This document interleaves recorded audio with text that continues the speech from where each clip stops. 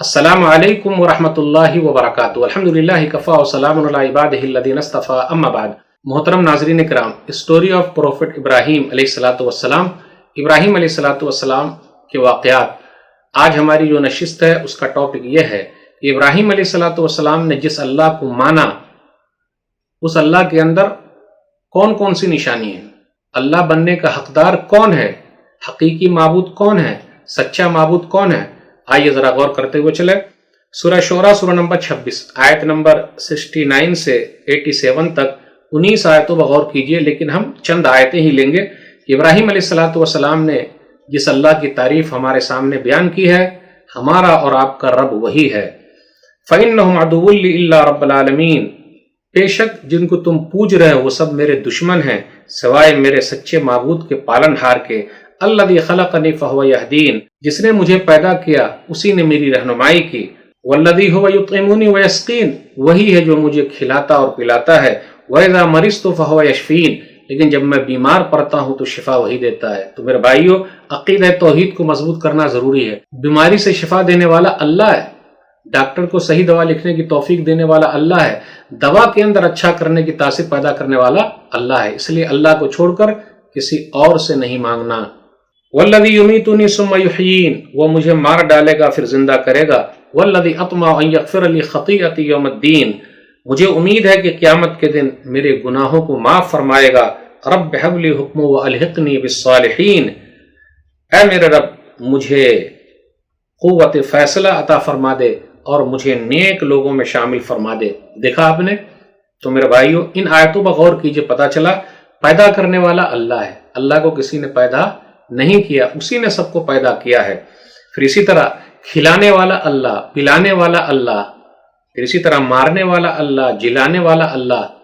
यहां एक चीज पर गौर कीजिए, इब्राहीम अलैहिस्सलातु वस्सलाम ने यह नहीं कहा कि मेरे रब ने मुझे बीमार कर दिया, बल्कि कहा कि जब मैं बीमार पड़ता हूं। पता ये चला सही चीज को अल्लाह की तरह मंसूब करना है। वैसे बीमारी भी तकदीर ही से है, कोई और बीमार नहीं कर सकता, तो घबराने की कोई जरूरत नहीं है। बीमारी अल्लाह की तरफ से है, शिफा भी अल्लाह की तरफ से है। तो बीमार करने वाला अल्लाह, शिफा देने वाला अल्लाह, बीमारी से शिफा देने वाला अल्लाह, सही करने वाला अल्लाह। तो ये अकीदा तौहीद की मजबूती के लिए है। लोग बोलते हैं ना कि जी फला आदमी ने ऐसा कर दिया तो वैसा कर दिया, जी ऐसा कुछ भी नहीं हो सकता। जब तक अल्लाह न चाहे कोई कुछ भी नहीं कर सकता है। खाना, खिलाना, पिलाना, ये सब अल्लाह के जिम्मे। अगर इंसान के हाथ में ये सब हो जाए तो इंसान कब का लोगों को मार डाले।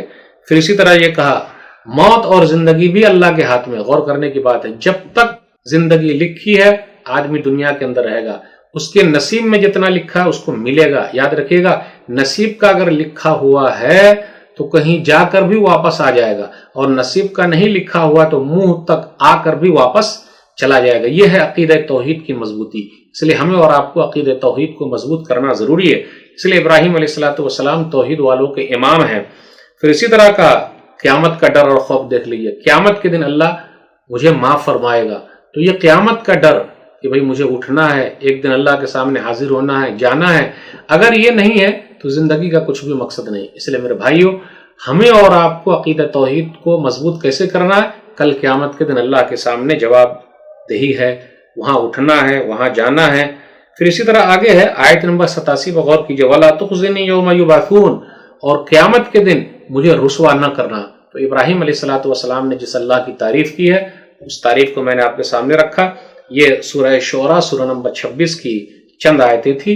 आयत नंबर 69 से आयत नंबर 87 के दरमियान की चंद आयतें थी। अल्लाह से दुआ है कि अल्लाह ताला हम लोग के तौहीद को मजबूत कर दे। इब्राहीम अलैहिस्सलातु वस्सलाम ने जो तौहीद हमें समझाई है उसको अल्लाह ताला हम लोगों को समझा दे, नबी सल्लल्लाहु अलैहि वसल्लम के तरीके पर समझने की तौफीक दे। आमीन। वस्सलामु अलैकुम व रहमतुल्लाहि व बरकातुहू।